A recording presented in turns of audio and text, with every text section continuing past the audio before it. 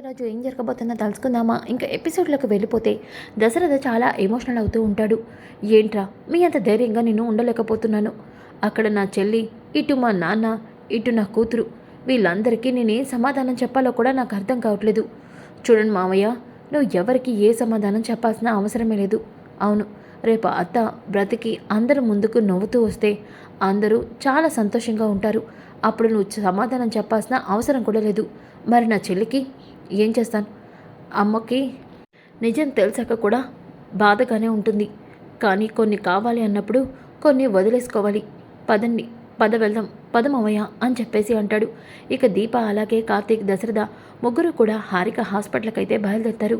ఇక ఇంతలోకి జ్యోత్స్న అయితే దాసుని ఒక ప్లేస్లో కలుస్తుంది. ఇక దాసు, ఏంటమ్మా ఎన్నిసార్లు చెప్పాలి నీకు నన్ను కలవద్దు, ఇక నాతో నీకే పని ఉండదని, కానీ ఎందుకమ్మా పదే పదే నన్ను కలుస్తున్నావు అని వెనకాలనే, నాన్న ఇంకా నువ్వు నా దగ్గర నటించకు. ఎవరు ఎన్ని చెప్పినా నేను నీ కూతుర్ని అన్న విషయం నాకు బాగా తెలుసు. నాకు తెలియకుండా ఏం జరుగుతుందో కూడా నాకు తెలుసు. ఎన్నిసార్లు చెప్పాలమ్మా నన్ను నాన్న అని పిలవద్దని, చిన్న అన్న అని పిలువు. నాన్న, నువ్వు వరుస మార్చినంత మాత్రాన నువ్వు నాకు తండ్రి కాకుండా పోవు. నాన్న, నీ కాళ్ళు పట్టుకొని అడుగుతున్నాను, నాకు నిజం చెప్పు నాన్న. నువ్వు నా గురించి డాడీతో నిజం చెప్పేశావు కదా, బావ దీపక్ కూడా నిజం తెలుసు కదా, చెప్పు నాన్న. అక్కడ ఏం జరుగుతుందో తెలియక పిచ్చెక్కిపోతుంది నాకు. చెప్పు నాన్న, నువ్వు నిజం చెప్పానని ఒప్పుకోనన్నా అని వెనకాలనే, లేమ్మా జ్యోత్స్న, ఎవరైనా నువ్వు నా కాళ్ళ మీద ఇలా పట్టం చూస్తే అనుమానం వస్తుంది. ఈ అనుమానం వచ్చినా పర్వాలేదు, చెప్పు నాన్న, నీ కాళ్ళు పట్టుకుంటాను, నిజం చెప్పు నాన్న. అక్కడ దీపేమో కడుపులోని బిడ్డని చంపుకోవాలనుకుంటుందంట. అక్కడ హారిక నిజం చెప్పకుండా నాతో మైండ్ గేమ్ ఆడుతుంది. ఇటు డాడీ చీటికి మాటికి ప్రతిదానికి నా మీద విరుచుకు పడుతున్నాడు.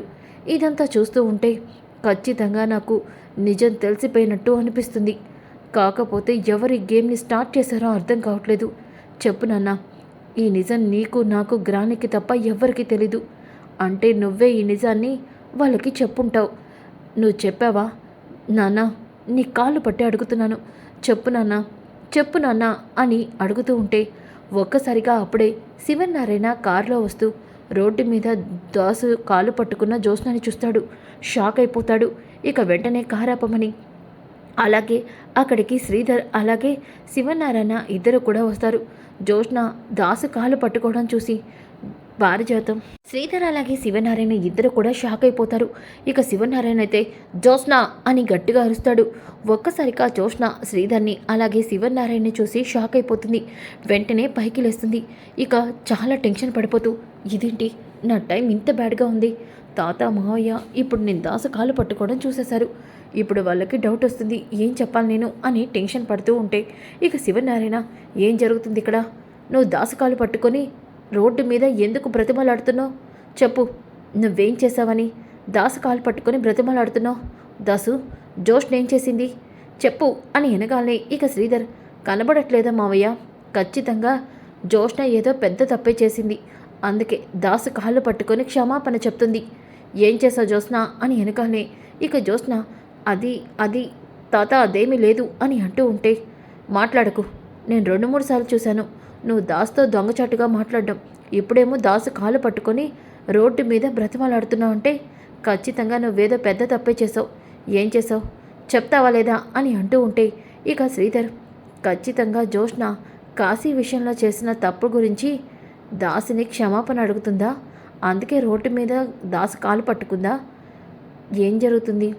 అలాంటి విషయానికి జ్యోత్స్న కాలు పట్టుకోదే, ఖచ్చితంగా వీళ్ళ మధ్య ఏదో జరుగుతుంది అని చెప్పేసి శ్రీధర్ అనుకుంటాడు. ఇక దాసు, అడుగుతున్నారు కదమ్మా, సార్ అడుగుతున్నారు, చెప్పు, మీ తాతగారికి నువ్వు నా కాళ్ళు ఎందుకు పట్టుకోవాల్సి వచ్చిందో నువ్వు చెప్తావా, నన్ను చెప్పమంటావా?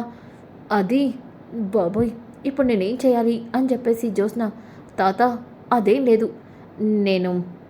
నేను బాబాయ్ కాళ్ళు పట్టుకోలేదు, బాబాయ్ కాళ్ళ మీద ఏదో పడితే క్లీన్ చేస్తున్నాను అంతే, అంతకు మించి ఏం లేదు అని వెనకాలే, మరి నువ్వు ఇక్కడెందుకు ఆగావు అని అంటాడు. బాబాయ్ రోడ్డు మీద నడుచుకుంటూ వస్తుంటే ఎక్కడి వరకు వెళ్ళాలో డ్రాప్ చేస్తానే కారు ఎక్కమన్నాను, ఇంతలో ఆయన కాళ్ళ మీద ఏదో పడితే దాన్ని తుడుస్తున్నాను, అంతకు మించి ఏం లేదు తాత అని అంటూ ఉంటే శ్రీధర్, లేదు, చూస్తూ ఉంటే నువ్వు కాళ్ళు పట్టుకొని బ్రతిమలాడుతున్నట్టే కనిపించింది కానీ క్లీన్ చేస్తున్నట్టు మాకు కనబడలేదు మేనకోళ్ళ అని అంటాడు. ఇక దాసు, లేదులే బావా, జ్యోష్ణ నా కాళ్ళే క్లీన్ చేసింది. తర్వాత తను నా కాళ్ళ మీద పడి ఆశీర్వాదం తీసుకుంది. అంతకు మించి ఏమీ లేదులే అని అంటాడు దాసు. ఇక శివనారాయణ, దాసు కారెక్కుతావా, నిన్ను డ్రాప్ చేయమంటావా? లేదు లేదు సార్, ఇక్కడికే నాకు చిన్న పనుంది, నేను వెళ్తున్నాను బావా, నేను వెళ్తున్నాను అని దాస్ అక్కడి నుంచి వెళ్ళిపోతాడు. ఇక జ్యోత్స్న అయితే కారు ఎక్కబోతూ ఉంటే ఇంతలోకి శివనారాయణ, శ్రీధర్ కూడా కారులో బయలుదేరుతారు. ఇక జ్యోత్స్న, నా టైం చాలా బ్యాడ్గా ఉంది. ఒకటి తెలుసుకోవాలనుకుంటే ఇంకొక రకంగా ఇరుక్కుపోయాను. ఇప్పుడు నేను ఎలా నిజం తెలుసుకోవాలి అని జ్యోత్స్న అనుకుంటూ ఉంటుంది. ఇక శ్రీధర్ మనసులో అలాగే శివనారాయణ మనసులో మాత్రం దాసు కాళ్ళు జ్యోత్స్న ఎందుకు పట్టుకుంది, ఏమై ఉంటుంది, ఖచ్చితంగా జ్యోత్స్న ఏదో చేసింది అని ఆలోచనలు అయితే పడతారు. ఇంకా దశరథ అలాగే దీప, కార్తీక్ హారిక దగ్గరికి వస్తారు. హారిక, దశరథ గారు, టైం గాడ్ మీరు సమయానికి వచ్చారు అని వెనకాలనే, ఏమైంది హారిక గారు, మీరెందుకు అలా టెన్షన్గా ఉన్నారు? టెన్షన్గా ఉండకుండా ఎలా ఉంటాను కార్తీక్? జ్యోత్స్న ఇప్పుడే హాస్పిటల్కి వచ్చింది. తను చాలా ప్రశ్నలు అడిగింది. ప్రెగ్నెంట్గా ఉన్న వాళ్ళు బోన్ మ్యారో ఇవ్వచ్చా అని కూడా అడిగింది. జ్యోత్స్న అలా అడిగిందా? అవును. మరి మీరేం చెప్పారు? ఏం చెప్పకుండా దశరథ గారికి ఫోన్ చేస్తానని జ్యోత్స్నని భయపెట్టి ఇక్కడి నుంచి పంపించేశాను. జ్యోత్స్నని భయపెట్టి పంపించాను కానీ జ్యోత్స్నకైతే డౌట్ వచ్చింది కార్తీక్. దీపే అసలైన బోన్ మ్యారో ఇస్తుంది అన్న విషయం జ్యోత్స్నకి తెలిస్తే ఏం జరుగుతుందో నేనైతే ఊహించలేను. మీరైనా తెలుసుకోండి అని అనగానే ఇక దశరథ, డాక్టర్, జ్యోత్స్న గురించి నేను చూసుకుంటాను, మీరు ఆ విషయాన్ని వదిలేసి దీపకి ట్రీట్మెంట్ స్టార్ట్ చేయండి. డాక్టర్, నా తరపు నుంచి దీప కన్న తండ్రిగా మిమ్మల్ని ఒకటి అడగాలనుకున్నాను.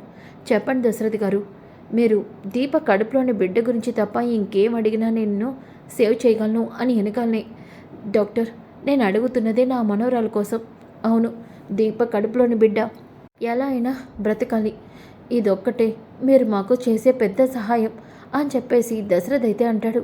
ఇక హారిక, చూడండి దశరథ గారు, ఏ డాక్టరు ఒక మనిషిని చంపాలని చూడరు, బ్రతికించడానికే ట్రై చేస్తారు. కానీ నేనే చెప్తున్నానంటే అర్థం చేసుకోండి. మీరు దాని మీద హోప్స్ వదిలేసుకుంటేనే మంచిది అని చెప్పేసి హారిక అయితే దీపం తీసుకొని ఇక రూమ్లోకి అయితే వెళ్ళిపోతుంది. ఇక ఒక పక్కన పారిజాతం అయితే అక్కడ ఏం జరుగుతుందో తెలియక చాలా టెన్షన్ పడుతూ ఉంటే అప్పుడే శివనారాయణ ఇంటికి వస్తాడు. ఇక శివనారాయణని చూసిన పారిజాతం, ఏమండి వచ్చేసారా? మీకోసమే ఏదో చూస్తున్నాను. కాంచన దీప మీద విరుచుకుపడిందా? దీపని మెడపట్టుకొని బయటకు గెంటేసిందా? దీపని కార్తీక్ని విడదీసేసిందా? దీపకి బుద్ధి చెప్పిందా? చెప్పండి అని వెనకాలనే, అవన్నీ నేను నీకు చేయాలి. అదేంటండి? లేకపోతే తిన్నగా ఉండవా? తెలిసి తెలియకుండా ఇష్టం వచ్చినట్టు అందరి దగ్గర వాగుతావా? అది కాదండి, నేను నోర్బై, నిజమేంటో తెలుసుకోకుండా దీప గురించి కాంచనతో చెప్తావా? అలాంటిది ఏమైనా ఉంటే ముందు నాతో చెప్పకుండా నా కూతురుతో చెప్తావా? ఈ విషయం తెలిసిన కాంచన ఎంత బాధపడి ఉంటుంది?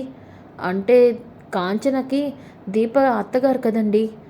చూడు, నువ్వెందుకు ఇలాంటి నాటకాలు ఆడతావో నాకు బాగా తెలుసు. నువ్వు అనుకున్నట్టు అక్కడేమీ జరగలేదు.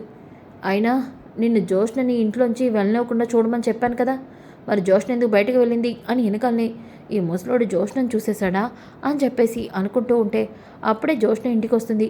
ఇక పారిజాతం, చూడు, నువ్వు నా మనవరాలకి దూరంగా ఉండని చెప్పానని నా మనవరాల్ని నీ కొడుకు చుట్టూ తిప్పుతున్నావా?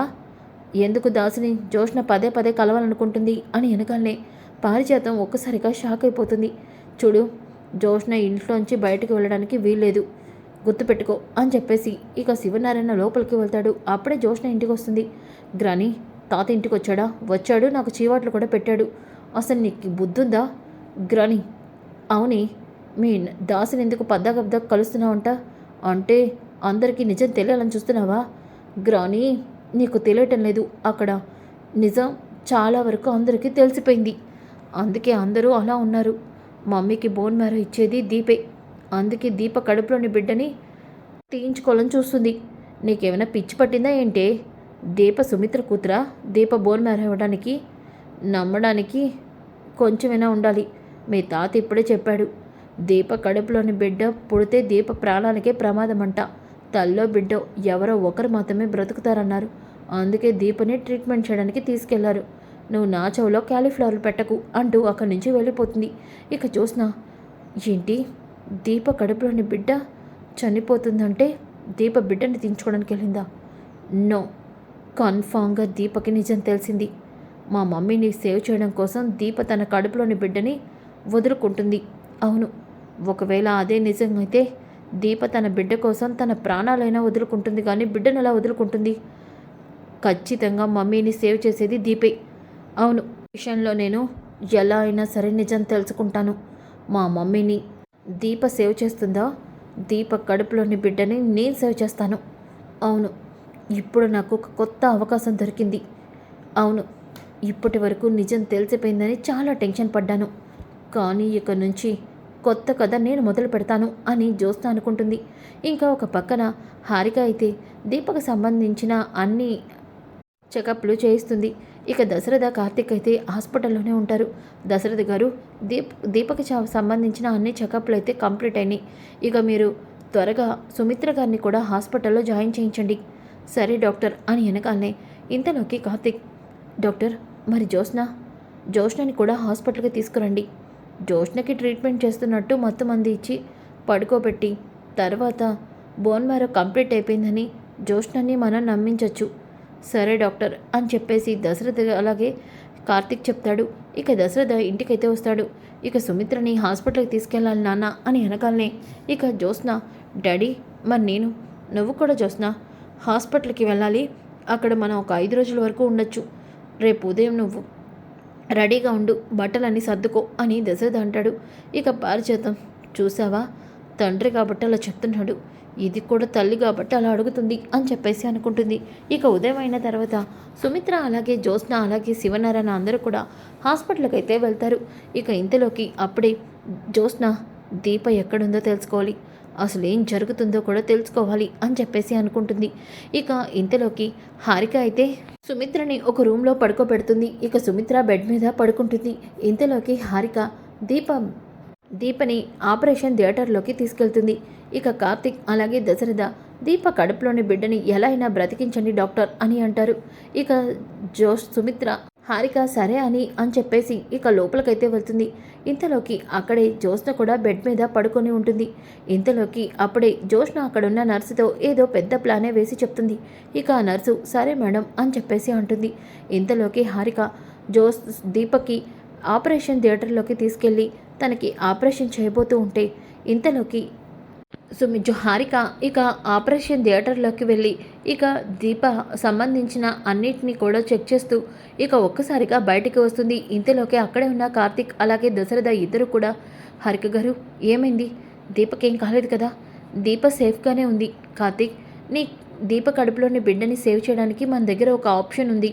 ఏంటి డాక్టర్ అది? దీపకి ఇప్పుడు బోన్ మ్యారో ట్రీట్మెంట్ చేయాలి కాబట్టి ఆ ట్రీట్మెంట్ అయ్యే వరకు దీప కడుపులోని బిడ్డకి ప్రమాదం. కానీ దీప ప్రెగ్నెన్సీని వేరొక అమ్మాయి కడుపులో పెడితే అప్పుడు దీపని సరోగసి చేయడం ద్వారా దీప బిడ్డని సేవ్ చేయొచ్చు డాక్టర్. అవును, కాకపోతే ఇప్పటికిప్పుడు దీప బిడ్డని ఎవరైనా తన సరోగసికి ఒప్పుకోవాలి అంటే టైం లేదు కదా, మరి ఎలా కుదురుతుంది అని వెనకాలే అప్పుడే జ్యోత్స్న అక్కడికి వస్తుంది. ఇక జ్యోత్స్న, దానికి నేను ఒప్పుకుంటున్నాను, దీప బిడ్డని నా కడుపులో మోయడానికి నేను సిద్ధంగా ఉన్నాను అని అంటుంది. ఒక్కసారిగా కార్తీక్ దశరథ షాక్ అవుతారు. ఇక జ్యోత్స్న, బావా డాడీ మీకు నిజం తెలిసిపోయిందని నాకు తెలుసు, కానీ నేను కూడా మనిషిగా మారాలి అనుకుంటున్నాను. దీప మమ్మీని సేవ్ చేయడానికి తన కన్న తల్లి కోసం తన ప్రాణాలకి త్యాగం చేస్తూ తన బిడ్డని కూడా త్యాగం చేయాలనుకుంటుంది. అందుకే నేను మనిషిలా మారాను. అందుకే దీప బిడ్డని నేను మోయాలని అనుకుంటున్నాను డాక్టర్. నేను సిద్ధంగా ఉన్నాను. దీప బిడ్డని నేను సరోగసి మదర్గా ఉంటాను అని వెనకాలనే ఒక్కసారిగా కార్తీక్ దశరథ జ్యోత్స్న మళ్ళీ ఏదో ప్లాన్ చేస్తుంది. ఎట్టి పరిస్థితిలోనూ జ్యోత్స్న ఇలా చేయకూడదు, ఈ విషయాన్ని మనం ఒప్పుకోకూడదు అని చెప్పేసి కార్తీక్, చూడు జ్యోత్స్న, నువ్వు ఎందుకు ఇలా మాట్లాడుతున్నావు నాకు తెలుసు, దీనికి నేను కూడా ఒప్పుకోను అని దశరథ్ అంటాడు.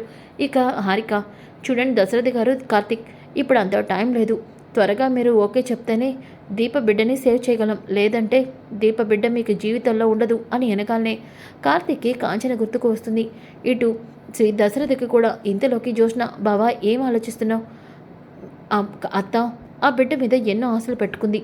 అయినా నేను ఆ బిడ్డకి తల్లిని అవును కదా! ఆ బిడ్డకి తల్లి తండ్రి మీరే. నేను బిడ్డని ఇచ్చి వెళ్ళిపోతాను.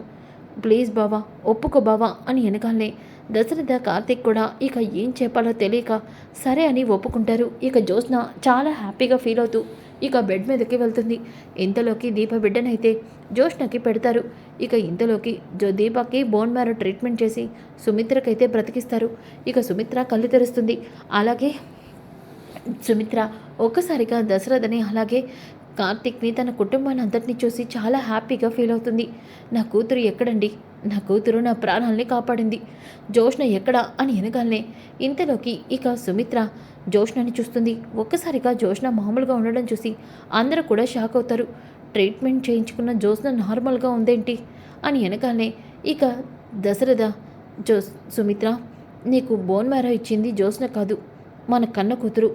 ఏంటండి మీరు అంటుంది? అవును రాజ్ సుమిత్ర అని చెప్పేసి దీపని చూపిస్తారు. ఒక్కసారిగా దీపం చూసిన సుమిత్ర అలాగే అందరూ కూడా షాక్ అయిపోతారు. ఇక కాంచన ఏంటన్నయ్యా దీప ఇక్కడుందేంటి?